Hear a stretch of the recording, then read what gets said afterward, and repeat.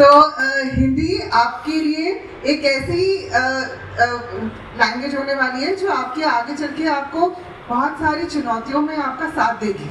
तो इसलिए इसको बिल्कुल ये नहीं सोचना है कि हम हिंदी बोलते हैं, आपको बहुत गर्व होना चाहिए कि आप लोग हिंदी बोलते हैं। और ये बहुत ही प्यारी भाषा है जैसे कमल जी ने कहा, और ये वैसे ही है हिंदुस्तान पे जैसे कि एक वुमेन अपने माथे में बिंदी लगाती है, उससे उसकी सुंदरता बढ़ती है, वैसे ही हिंदुस्तान में हिंदी जो है वो एक सुंदरता का और हमारी संस्कृति का, हमारी एकता का एक बहुत बड़ा चिन्ह है। तो Amit ji thank you for want कि आप अब अपना प्रोग्राम शुरू करें। आपकी जो मिट्टी की ये जो आपने ट्रस्ट खोला, माटी है चंदन, और भाई अमित रोहिला के साथ मैं काफी साल से जुड़ी हुई हूँ और मुझे इतनी प्रेरणा मिली कि हम बड़े बड़े लोगों के लिए, बड़ी बड़ी कंपनियों के लिए तो बहुत काम करते हैं, लेकिन अपने देश के जो ग्रामीण गांव में जो हमारे कुम्हार भाई हैं, उनकी आजीविका को बढ़ाने के लिए, उनका जीवन स्तर सुधारने के लिए जो अमित भाई काम कर रहा है, हमें उससे प्रेरणा लेनी चाहिए और भाई का साथ देना चाहिए जहां जिस तरीके से भी हम दे सकते हैं। और बस हिंदी के बारे में मैं यही कहना चाहती हूँ कि हिंदी भारत माँ का आंचल है। जिस तरह से माँ के आंचल में पवित्रता होती है, अपनापन होता है। बस इतना ही कहना चाहूंगा, इनका सहयोग बनाए रखिए आप और देश को आगे बढ़ाइए। जी, मैं आपके भावों शब्दों को समझ सकता हूँ। तो जहाँ पर भी ये जो लोग आए हैं, ये आपका जो प्रॉपर ध्यान रखेंगे और कुम्हार समाज और कुम्हार मित्र बनेंगे, जो हमारा जन संदेश है। तो मैं चाहता हूँ आदरणीय लोकेश चौधरी दीदी भी आए और दो शब्द और हमारा हौसला अफजाई करें।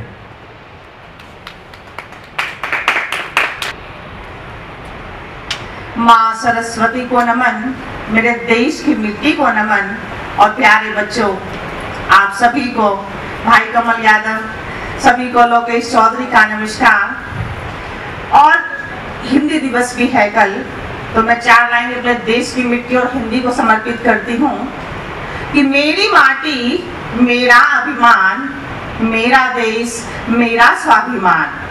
मेरी माटी मेरा अभिमान, मेरी हिंदी मेरा स्वाभिमान, मिट्टी को नमन हिंदी का वंदन, मिट्टी को नमन हिंदी का वंदन, मेरे देश की होता है। और प्यारे बच्चों, आप जितने भी यहाँ पर सुन रहे हैं और आदरणीय जितने भी हमारे गणमान्य अतिथिगण मेरा हौसला अफजाई करने आए हैं, सब लोग अपने अपने क्षेत्र में बहुत सर्वश्रेष्ठ काम कर रहे हैं। यही मेरी आज का बढ़े और मैं भी, मेरे को भी अपने साथ लेके चलें, क्योंकि मैं भी समाज के लिए कुछ करना चाहता हूँ। अपना काम तो हम करते ही हैं, बट अपने काम के साथ अगर आप एक समाज में अपनी जन चेतना और आपकी उससे और से अगर आप कुछ कर सकते हैं, मैं आदरणीय अध्यक्ष के हौसला अफजाई करें। जी जाते हैं, या हम इवन और अदर किसी भी कंट्री की अगर मैं बात करूं, इवन स्टेट्स की भी अगर मैं बात करता हूं अपने देश के अंदर भी, तो वो भी अपनी रीजनल लैंग्वेज को बोलते हैं। तो हिंदी तो एक ऐसी भाषा है जो हमारे पूरे देश की मातृभाषा है, और जब हम बोलते हैं तो उसके अंदर एक संस्कृति भी का भी एक अपने आप में एक एहसास होता है। उसके शब्दों को जब हम चयन करते हैं तो शब्दों के अंदर एक अलग ही अनुभूति होती है। जब हम देखते हैं इंग्लिश में कुछ ऐसे वर्ड्स हैं जिनको हम बोलेंगे तो उनके मतलब बहुत अलग निकलेंगे, लेकिन हिंदी के जब शब्दों को हम बोलते हैं तो अलग अलग तरीके से, किसी को धमकाने की बात होती है तो उसका शब्द अलग है, प्यार से बोलने का अलग है। इंग्लिश की अगर हम बात करेंगे तो वो कॉमन है, पता ही नहीं चलेगा आपसे प्यार से बोल रहा है आपको किस प्रकार से। लेकिन हिंदी के जब शब्दों में हम बोलते हैं, किसी की प्रशंसा भी करते हैं, तो उसमें अपने आप ही एक अलग फीलिंग अलग आती है, अलग प्रसन्नता आती है। तो मेरा निवेदन है, सारे बच्चे यहाँ बैठे हैं, आप सब लोग निश्चित रूप से सभी लैंग्वेजेस को पढ़ो, सभी भाषाओं को पढ़ो, लेकिन अपनी मातृभाषा पे गर्व करो, उसको हमेशा बोलने का काम करें।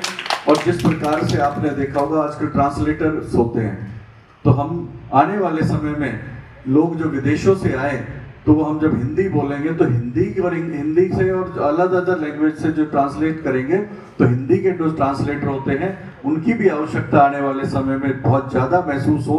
कोई भी व्यक्ति विदेश से अगर हमारे देश में आए तो उसको एक ट्रांसलेटर की जरूरत है, और वो हिंदी ट्रांसलेटर की जरूरत हो। इस बात की मुहिम भी हमें छेड़नी चाहिए। और जो मिट्टी की खुशबू एक मुहिम जो हमारे गुड़गांव के अंदर और अब पूरे देश के अंदर जो शुरू की है भाई ने, उसको हम आगे बढ़ाएं, किस प्रकार से और आगे बढ़ा सकते हैं, उसके लिए भी हम सबको मिलकर के सोचना है। क्योंकि ये जो काम है धीरे धीरे विलुप्त होता जा रहा था। हमारे भाई बैठे हैं, प्रजापति समाज से सारे लोग बैठे हैं, इनका काम धीरे धीरे विलुप्त होता जा रहा था। इस प्रकार की मुहिम से हम जो ग्रामीण क्षेत्र के अंदर जो लोग काम करते हैं उस मुहिम को आगे बढ़ाने का, उनको रोजगार देने का हम काम करते हैं। मुझे लगता है ये जो शुरुआत है आज स्कूल से यदुवंश